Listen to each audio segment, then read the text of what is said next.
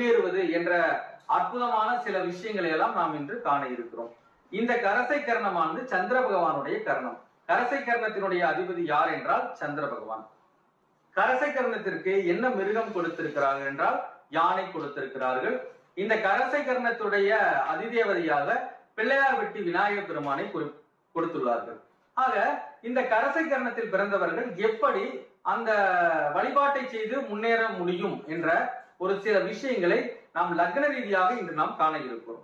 பொதுவாக கரசை கர்ணத்தில் பிறந்தவர்கள் அனைவருக்கும் அந்த பிள்ளையார்பட்டி சென்று வந்தால் நன்மை என்பது ஏற்படுவது கிடையாது.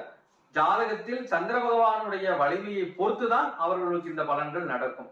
ஆக ஒருவர் கரசை கர்ணத்திலே பிறந்து லக்ன ரீதியாக அவர்களுக்கு சந்திர பகவான் நன்றாக இருக்கின்ற பொழுது அவர்கள் சந்திரன் சார்ந்த எந்த விஷயங்களை செய்தாலும் வாழ்வில் வெற்றி பெற முடியும்.